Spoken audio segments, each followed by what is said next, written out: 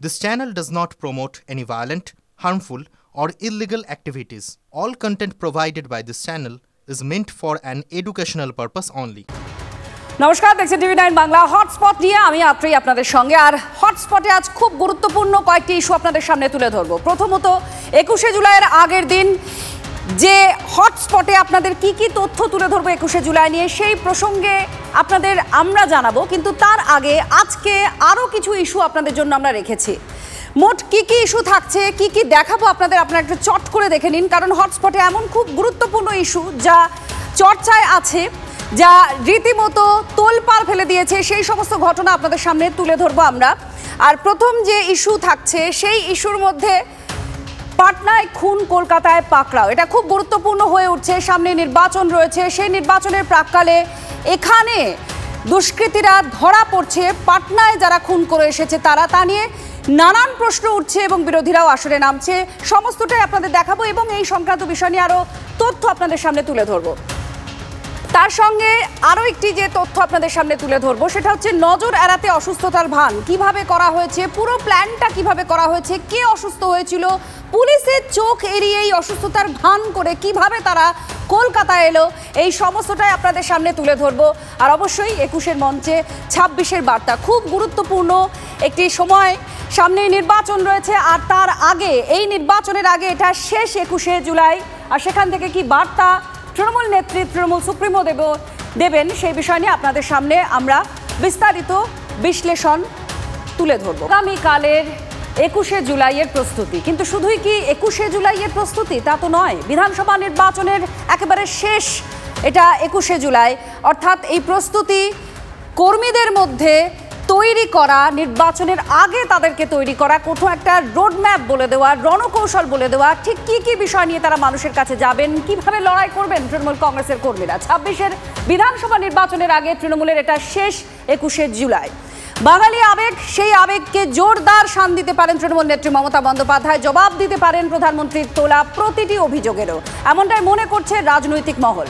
গত কয়েক দিন ধরে এই বাঙালি আবেগ, যেটা শুধুমাত্র নথিতে আবদ্ধ নয়, যা নিয়ে প্রতিবাদ অভিযোগ উঠেছে, রাস্তায় নেমেছেন তৃণমূল নেত্রী মমতা বন্দ্যোপাধ্যায় এবং মুখ্যমন্ত্রী মমতা বন্দ্যোপাধ্যায় নিজে সরকারি অনুষ্ঠান থেকেও বলেছেন, এই বিষয় নিয়ে অভিযোগ করেছেন। আর তার মধ্যেই এই 21শে জুলাইয়ের মঞ্চে এই বাঙালি আবেগকে শান দিতে পারেন তৃণমূল নেত্রী মমতা বন্দ্যোপাধ্যায়, সেই প্রসঙ্গ উঠে আসছে রাজনৈতিক মহলে। আর রাত পোহালেই 21শে জুলাই তৃণমূলের মেগা সমাবেশ, জোর কদমে শেষ মুহূর্তের প্রস্তুতিও।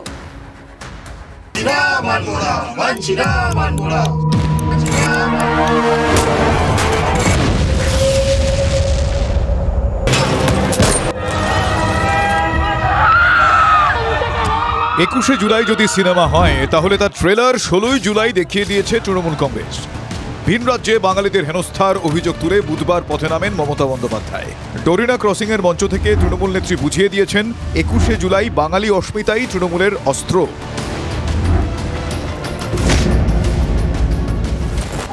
আজকে আপনি বাংলাকে আহত করছেন, বাংলা ভাষায় কথা বললে তাকে অসম্মান করছেন, জেলে নিয়ে যাচ্ছেন। আমরা আহত হয়েছি, সুস্থ বাঘের থেকে আহত বাঘ আরো ভয়ঙ্কর।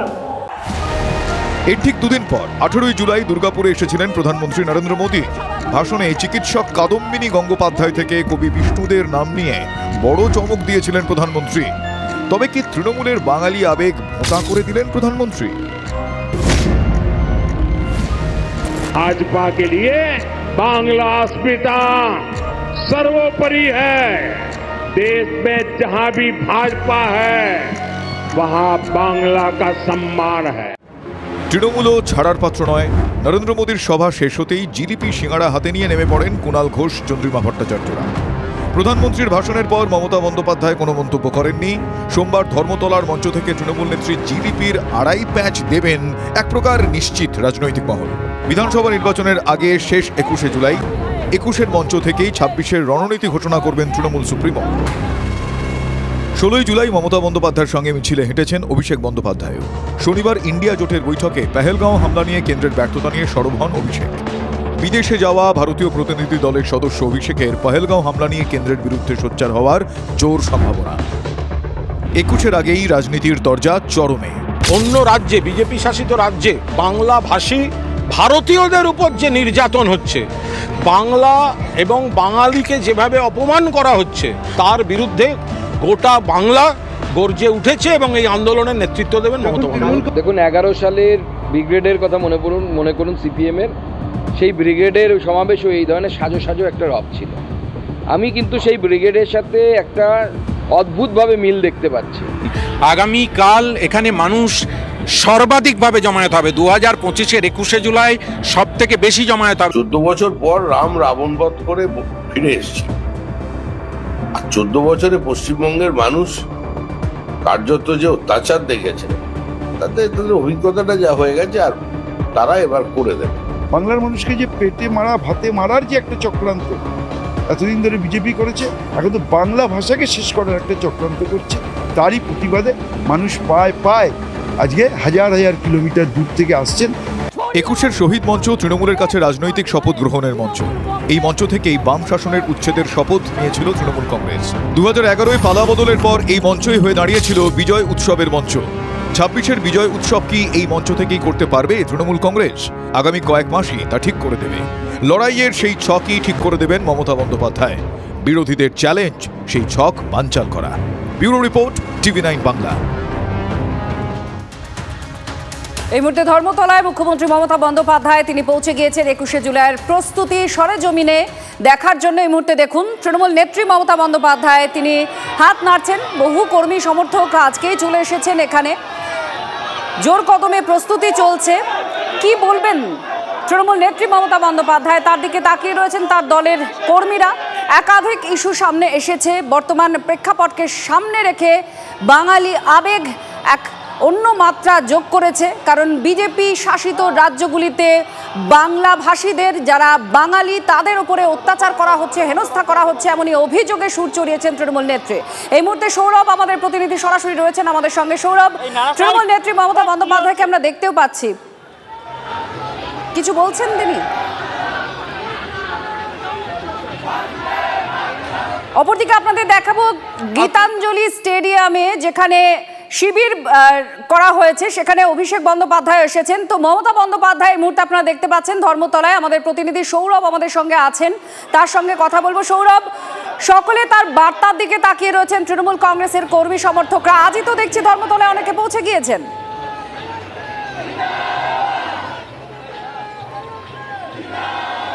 দেখো, এই দৃশ্যটা তো 21শে জুলাইকে সামনে রেখে প্রতি বছর দেখা যায়। তার কারণ তৃণমূল কংগ্রেসের কর্মীদের কাছে 21শে জুলাই একটা অন্যতম গুরুত্বপূর্ণ দিন। যেমন বামেদের কাছে একদা ব্রিগেডের জনসভা ছিল একটা বাৎসরিক সমাবেশ, বাৎসরিক উৎসবের মতো, রাজনৈতিক উৎসবের মতো, ঠিক তেমনিভাবে তৃণমূল কংগ্রেস কর্মীদের কাছে 21শে জুলাইয়ের সভামঞ্চ একটা নিঃসন্দেহে একটা উৎসবের পরিবেশ এখানে তৈরি হয়। এবার 26-এর নির্বাচনের আগে শেষ 21শে জুলাই, এবং ইতিমধ্যেই পথে নেমে বাঙালি অস্মিতা, বাঙালি নির্যাতনের ইস্যুকে হাতিয়ার করেছেন মমতা বন্দ্যোপাধ্যায়। সুরটা অনেকটা বেঁধে দিয়েছেন তিনি। আগামীকাল 21-এর মঞ্চ থেকে 26-এর লড়াইয়ের বৈতরণী পার হতে বাঙালি অস্মিতাকেই কি হাতিয়ার করবে তৃণমূল কংগ্রেস, সেটা স্পষ্ট হয়ে যাবে মমতা বন্দ্যোপাধ্যায়ের বক্তব্যে, স্পষ্ট হয়ে যাবে অভিষেক বন্দ্যোপাধ্যায়ের বক্তব্যে। দেখো, এই সেই বছর বছর ধরে আসা কর্মীদের উচ্ছ্বাস, যে উচ্ছ্বাস একটি যে কোনো রাজনৈতিক দলের সবথেকে বড় মূলধন। এবং মমতা বন্দ্যোপাধ্যায়কেও বিভিন্ন সময়ে বলতে শোনা যায় যে তৃণমূল কংগ্রেসের কাছে তার কর্মীরাই সব থেকে দামি। সেই কর্মীরা কিন্তু ইতিমধ্যে আসতে শুরু করেছেন, রাজ্যের বিভিন্ন প্রান্ত থেকে আসতে শুরু করেছেন, এবং বিকেলবেলা প্রতি বছর 20শে জুলাই অর্থাৎ 21শে জুলাইয়ের আগের দিন সন্ধেবেলা চা খেতে খেতে একবার প্রস্তুতির ছবিটা দেখে নেন সরেজমিনে মমতা বন্দ্যোপাধ্যায়। এই দৃশ্যটা প্রতি বছর কিন্তু পুনরাবৃত্তি ঘটে এবং প্রতি বছর একই দৃশ্য দেখা যায়, যদিও প্রতি বছর স্লোগানটা বদলে যায়। এবছরও স্লোগান ইতিমধ্যে একটা সুর বেঁধে দিয়েছেন মমতা বন্দ্যোপাধ্যায়, তা বাঙালি অস্মিতা। এই বাঙালি অস্মিতা এবং পেহেলগাঁও ইস্যুতে কেন্দ্রের ব্যর্থতা, এই সামগ্রিক বিষয় নিয়ে আগামীকাল মমতা বন্দ্যোপাধ্যায়, অভিষেক বন্দ্যোপাধ্যায়ের ভাষণ আবর্তিত হতে পারে এমনটাই মনে করছে রাজনৈতিক মহল। আত্রেই নিঃসন্দেহে প্রতি বছর এই উচ্ছ্বাস আসে মমতা বন্দ্যোপাধ্যায়ের বার্তা শুনবার জন্য, রাজনৈতিক বার্তা শুনবার জন্য।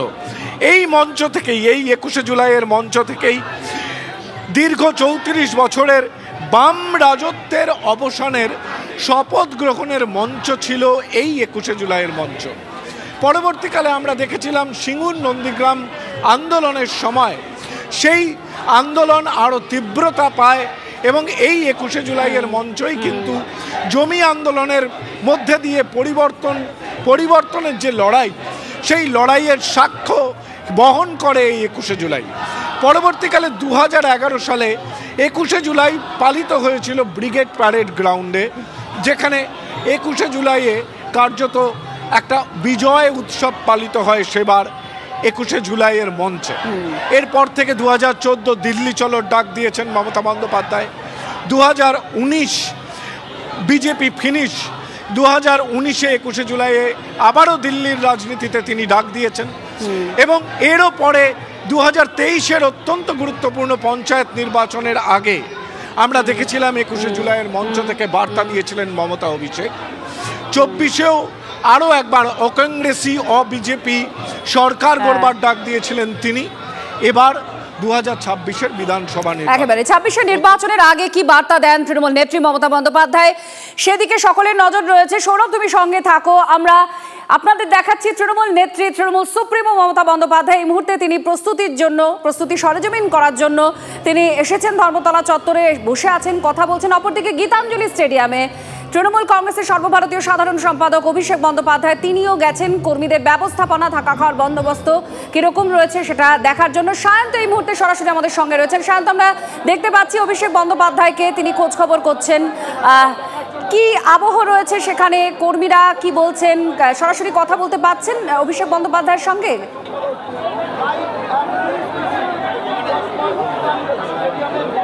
একদমই, দেখো গীতাঞ্জলি স্টেডিয়ামে তৃণমূলের সর্বভারতীয় সাধারণ সম্পাদক অভিষেক বন্দ্যোপাধ্যায় এসে পৌঁছেছেন এবং এখানে মালদহ মুর্শিদাবাদ জেলা থেকে তৃণমূল কর্মী সমর্থকরা এসছেন এবং অভিষেক বন্দ্যোপাধ্যায়কে দেখার জন্য তুমি দেখতে পাচ্ছ তৃণমূল কর্মীরা রীতিমতো উজ্জীবিত। এবং 21শে জুলাই যেহেতু আগামী বিধানসভা নির্বাচনের আগে এটা শেষ 21শে জুলাই, তার আগে এই উন্মাদনা দেখার জন্য কিন্তু তৃণমূল নেতৃত্ব রীতিমতো যারা উৎসুক হয়েছিল যে তৃণমূল কর্মীরা কতটা উজ্জীবিত হয় এবং সেটাই কিন্তু দেখা যাচ্ছে যে অভিষেক বন্দ্যোপাধ্যায় যখন গীতাঞ্জলি স্টেডিয়ামে এসে পৌঁছন তখন কিন্তু চারপাশ থেকে তৃণমূল কর্মীরা তার নামে জয়ধ্বনি করতে থাকে এবং তার নামে স্লোগান দিয়ে থাকে এবং সেটাই দেখতে পাচ্ছি যে তৃণমূল কর্মী সমর্থকরা তারা কিন্তু মূলত অভিষেক বন্দ্যোপাধ্যায়কে দেখার জন্য দীর্ঘক্ষণ ধরে দাঁড়িয়েছিলেন। এখন ভেতরে যেখানে আলোচনা করার জায়গা রয়েছে সেখানে এখানে যে তদারকি দায়িত্ব রয়েছে সুশান্ত ঘোষ এলাকার কাউন্সিলর, তার সঙ্গে বসে অভিষেক বন্দ্যোপাধ্যায় কথা বলছেন যে এখানে কতজন এসছেন, তাদের খাবার ব্যবস্থা, তাদের থাকার ব্যবস্থা সব কিছু তিনি খতিয়ে দেখার পর আর কি কি প্রয়োজন সেগুলো কিন্তু তিনি খতিয়ে দেখছেন। তবে বাইরে কিন্তু তুমি দেখতে পাচ্ছ মালদা মুর্শিদাবাদের যারা তৃণমূল কর্মী সমর্থকরা রয়েছেন তারা দাঁড়িয়ে রয়েছেন, যদিও পুলিশ কড়া নিরাপত্তার মধ্যে রেখেছে যাতে অভিষেক বন্দ্যোপাধ্যায়কে ঘিরে কোনো রকম নৈরাজ্য বা কোনো রকম অপ্রীতিকর ঘটনা না ঘটে যায়, তার জন্য কিন্তু পুলিশ যথেষ্ট সতর্ক এবং অভিষেক বন্দ্যোপাধ্যায়কে দেখার জন্য কিন্তু তৃণমূল কর্মী সমর্থকরা রয়েছেন। আমি একবার তৃণমূল কর্মী সমর্থক যারা আছে তাদের সাথে কথা বলার চেষ্টা করব। অভিষেক বন্দ্যোপাধ্যায় এলেন, আপনার সাথে দেখা করতে পেরেছেন, তার সঙ্গে দেখা করতে পেরেছেন? অভিষেক বন্দ্যোপাধ্যায় এলেন, তার সামনে যেতে পেরেছেন?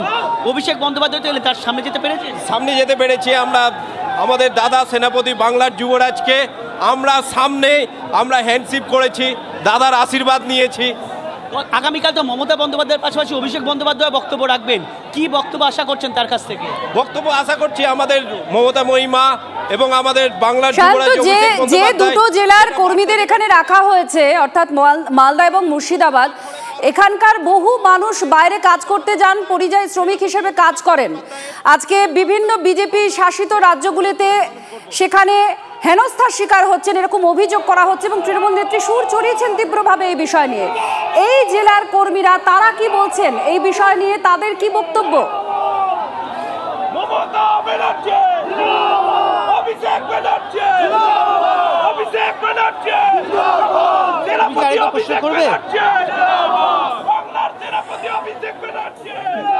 অনেক বেশি এখানে আওয়াজ হচ্ছে, শব্দ, কারণ অভিষেক বন্দ্যোপাধ্যায় তিনি পৌঁছে গিয়েছেন এবং আপনারা এই মুহূর্তে দুটো ছবি দেখতে পাচ্ছেন, গীতাঞ্জলি স্টেডিয়ামের ছবি আর এদিকে মমতা বন্দ্যোপাধ্যায় ধর্মতলা চত্বরে আর কি সেখানে যে মূল মঞ্চ রয়েছে সেখানে তিনি বসে রয়েছেন, সেই ছবি দেখা যাচ্ছে। কি বলেন তৃণমূল নেত্রী আগামীকাল সেদিকে নজর তার দলের কর্মীদের।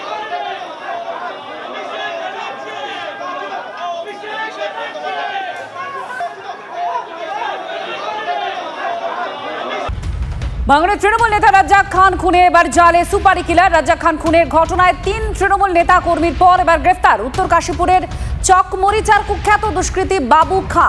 এই নিয়ে এখনো পর্যন্ত মোট 8 জনকে গ্রেফতার করলো পুলিশ। আর পুলিশের সূত্রের দাবি রাজ্জাক খানকে গুলির পর মৃত্যু নিশ্চিত করতে পরপর ধারালো কোপ মারে এই বাবু খা। এদিকে এই ঘটনায় একটি ওয়ান শটার উদ্ধার করেছে পুলিশ। ক্রাইম সিরিয়াল দেখে 10 দিন পুলিশের হাতের বাইরে ছিল এই বাবু খা। টাওয়ার লোকেশন ট্র্যাক করে মোবাইল ফোন নিয়ে একাধিক জায়গা সে পরিবর্তন করতে থাকে। পুলিশ মোবাইলের ফোন ট্র্যাক করবে এই পরিকল্পনাটা মাথায় রেখেই ইচ্ছা করে মোবাইলের সুইচ অন করেছিল বাবু। এমনকি পরিবারকে দিয়ে থানায় মৌখিক অভিযোগ করিয়েছিল। কদিন ধরে তাকে পাওয়া যাচ্ছে না। ধৃতদের জিজ্ঞাসাবাদ করে বাবু ওরফে হাসান নাম জানতে পারে পুলিশ। তারপর তদন্তে নেমে টাওয়ার লোকেশন ট্র্যাক করতে গিয়ে দক্ষিণ 24 পরগনা আর উত্তর 24 পরগনার একাধিক জায়গায় তার লোকেশন পায় পুলিশ।